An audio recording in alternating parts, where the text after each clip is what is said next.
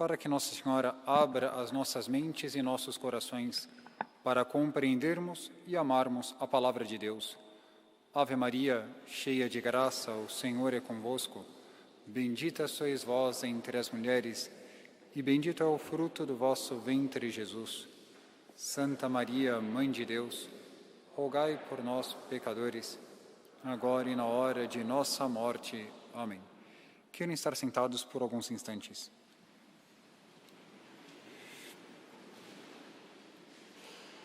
Ainda nesta semana, conversando com um cozinheiro, ele dava uma explicação que não tive tempo de tirar a limpo, se é assim mesmo.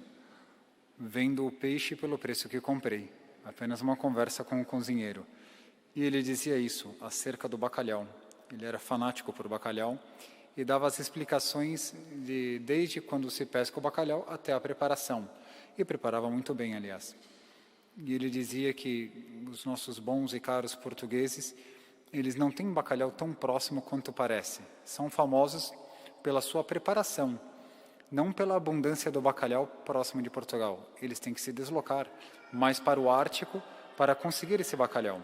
E são de 2 a 3 meses de navegação. Temos um dos diáconos que conviveu aqui e viveu muito tempo em Portugal e confirma o que o padre está dizendo. E eles, ao pescarem um bacalhau, eles têm que ter um método por onde o bacalhau não estrague. Porque se vão ficar 3 meses na água, como é que nós vamos pendurar um peixe num barco e fazer com que ele fique saudável 3 meses depois? É o famoso bacalhau salgado. Eles abrem, deixam escorrer o bacalhau, colocam uma prancha de madeira, colocam um sal grosso, põem o bacalhau em cima e depois que tem a prancha inteira com bacalhau, joga-se mais sal. Eu sei que é complicado dizer isso antes do almoço. Joga-se mais sal, coloca uma outra prancha e espreme. E aí o restante do caldo dele escorre e ele está conservado. E eles vão pescando e vão fazendo várias camadas, vários andares de bacalhau. 3 meses depois, estão voltando os portugueses, fortes e sorridentes, cheios de bacalhau para alegrar o seu país. Então, isso que se passou, o sal que conservou o bacalhau, Nosso Senhor também tinha um mar diante de si ao pronunciar este sermão que nós ouvimos hoje. E quando ele fala do sal, ele estava diante do mar da Galileia. Ele tinha um mar diante de si. Ele escolheu uma outra cidade para morar. Nosso Senhor Jesus Cristo, homem-Deus, ele vai fazer a sua pregação, ele sabia onde fazer. Ele não vivia mais em Nazaré. Ele foi para Cafarnaum. Tudo isso, Nosso Senhor divinamente sabe o que fazer. Assim como um comerciante que vai abrir uma loja, estuda tudo que deve ser estudado, desde que lado que bate o sol, porque em geral os clientes vão pelo lado da sombra. Tudo isso se estuda quando se quer abrir uma loja. Óbvio, quem é esperto faz isso porque quer também sustentar a sua família. E o Nosso Senhor também tem a divina esperteza. Ele foi para uma cidade que era uma cidade de passagem. A via que conduzia desde o Oriente, Síria, Babilônia, que seria o atual Iraque, até o Egito, esta via passava por Cafarnaum. Nosso Senhor sabia o que ele estava fazendo. Era uma cidade que tinha um número de habitantes médio para aquela época, 20 mil habitantes. Era mediana, não era tão pequena assim para aquela época. Tinha um mar diante de si, uma série de outras cidades. Todos os comerciantes tinham que passar por ali, fossem eles do Egito, da Síria, da Babilônia. Então tinha muita afluência de pessoas de vários lados que viam Nosso Senhor compondo as suas mais belas parábolas. Ademais, os soldados romanos marchavam por esta via maris, como chamava essa estrada, e viam Nosso Senhor Jesus Cristo. Muitos se converteram. Então Nosso Senhor escolheu o local para fazer a pregação, um dos mais férteis de toda a Palestina. Ele tinha belos panoramas. Olhai os lírios do campo. Tudo isso Nosso Senhor escolheu porque Ele é Deus. Ele quer o local mais apropriado para que as suas palavras penetrem. Quando Ele pronunciou as palavras deste Evangelho, Ele subiu num monte. E do alto desse monte, a primeira coisa que Ele fez foi pronunciar as 8 bem-aventuranças. Faz parte do sermão das bem-aventuranças as palavras que hoje aqui foram proclamadas pelo diácono junto com as velas, dizendo que Cristo estava presente aqui neste Evangelho, e o incenso para glorificar a Nosso Senhor. Esta é a continuação das bem-aventuranças, e vai falar sobre o sal e a luz. E ao falar sobre o sal e a luz, chega a nossa época. E aquele sermão pronunciado há 2000 anos toca a nossa pele, porque nós temos que ser salgados, como foi salgado os bacalhaus. E o que significa para nós o sermão de hoje, o evangelho de hoje? O profeta Isaías nos mostra como interpretar o sal. E já São Paulo, na segunda leitura que todos acompanharam no folheto, nos ensina a interpretar a luz. O que é o sal para nós, católicos do século XXI? O sal é aquilo que conserva, é algo mais material. Joga-se o sal onde quer que se conserve. Mesmo conservar o líquido no corpo, muitas vezes nós tomamos mais sal, como fazem os beduínos do deserto, por incrível que pareça, dá mais sede, mas conserva mais o sal, mas o líquido no corpo. E o que nós estamos fazendo com esse sal? O que significa? Significa, na interpretação dos santos, significa a moral católica. O que conserva a sociedade é a moral, são os 10 mandamentos. Uma sociedade que não pratica a moral, não pratica os 10 mandamentos, essa sociedade tende a se corromper, a se extinguir. Se corrompe, o sal conserva, a imoralidade corrompe. A prática dos mandamentos conserva. Dou-lhes um exemplo. No ano passado, um cristão, um católico, de um país do Oriente, veio conversar com um sacerdote. Prefiro não dizer qual é o país, para resguardar o país e a nacionalidade. É uma minoria cristã. Somente 2% do país são católicos. Os outros 98% são de outras coisas. E este católico, anunciando, dizia: padre, eu não sei por quê, surgiu uma moda no Ocidente que tudo tem que ser de acordo com o mundo. Então, os padres se descaracterizam. Os católicos querem se adaptar ao mundo. Eu sempre ouvi isso, adaptar-se ao mundo, adaptar-se ao mundo.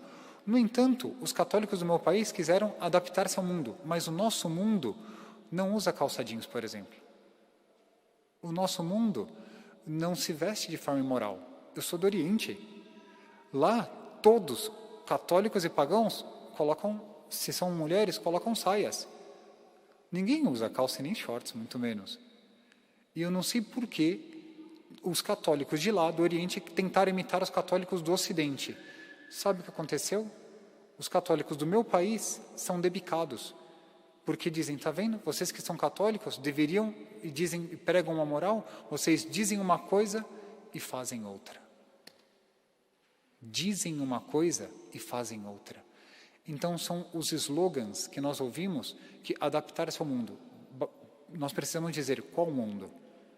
O mundo deste católico era bem mais moralizado do que o Ocidente, por exemplo. Que mundo nós devemos nos adaptar? Deus, ele não se adapta, ele assume. E todos adaptam-se a Deus, que é imutável, eterno, Criador do céu e da terra. Deus não muda, só existe um Deus. Quando nós pensamos, não, todos os caminhos levam a Deus, é um slogan. A Igreja Católica nunca disse isso. Nosso Senhor vai dizer no Evangelho: eu sou o caminho, não um dos caminhos. Eu sou a verdade, não uma das verdades. Eu sou a vida, não uma das coisas que podem levar à vida. Eu sou o caminho, a verdade e a vida. Um só Deus, em 3 pessoas, o Pai, o Filho e o Espírito Santo. Só existe este Deus. E foi o que Nosso Senhor anunciou no Evangelho. São Pedro e os apóstolos pregaram de viva voz, e ao longo de 2000 anos de igreja, nunca foi pregada uma outra doutrina que não fosse esta, sob o risco de tornar-se uma heresia. Então nós temos aqui a imutabilidade de Deus. A moral não muda com os tempos. O que era pecado desde Moisés Quando nós dizemos Moisés, eu estou dizendo 1250 anos antes de Cristo. Os 10 mandamentos são de 1250 anos antes de Cristo. Até o dia de hoje, mais de 3.000 anos, a moral não muda. O que era pecado continua sendo, e ainda será até o fim do mundo. Esta vida é um estado de prova. Portanto, quem quer ser sal, o sal vai sempre salgar. Ele nunca vai adocicar, nem vai deixar azedo. A propriedade do sal é sempre a mesma. A propriedade do limão é sempre a mesma.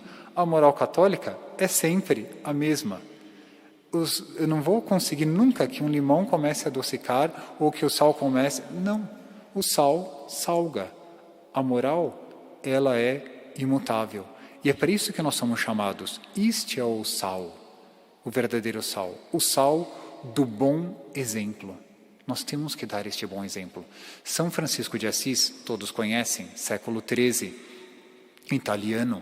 Ele foi um dia pregar com Frei Leão. E, ao fazer essa pregação junto com Frei Leão, qual que foi o tipo de pregação que ele fez?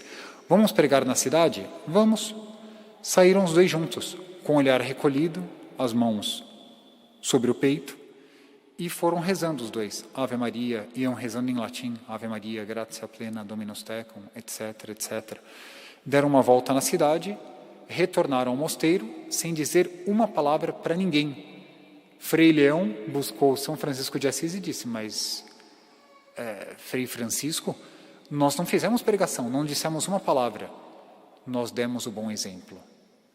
O fato de sair do mosteiro com hábito religioso, com hábito de franciscano, nós fizemos uma pregação do bom exemplo. Só o fato de nós sairmos com o nosso hábito religioso, nós mostramos a todas as pessoas que Deus existe. E eles olhando para a nossa fisionomia e vendo a nossa convicção e a nossa fé, eles se convencem que Deus existe. Não trata de perder o sabor, trata de salgar. O verdadeiro católico, ele não, para atrair o mundo, ele não precisa perder o sabor. O sal não precisa virar areia branca para tentar atrair os outros. Se nós fôssemos comprar no supermercado sal sem sabor, nós não gastaríamos nosso dinheiro. Nós queremos, ao comprar sal, ter o sabor do sal. Ao ver um católico, nós queremos ver o sabor do católico, que é aquele que pratica os mandamentos da lei de Deus e aquele que frequenta os sacramentos. Isso é um católico. Se não for isso, não é católico. Deixou de ser católico, perdeu as propriedades do batismo e se tornou um pagão novamente. Essa é a mensagem. Padre, não é assim muito agradável o que o senhor está dizendo. Não, porque agora nós vamos entrar na luz. E a luz é a luz da verdade, como vai dizer São Paulo neste Evangelho, na primeira carta, corroborando o nosso Evangelho. A luz é feita para estar no alto, a verdade é feita para ser dita. São Paulo vai dizer que não utilizou muito de recursos humanos na sua pregação. Não precisa, eu não preciso tentar adaptar a minha linguagem a tentar agradar as pessoas.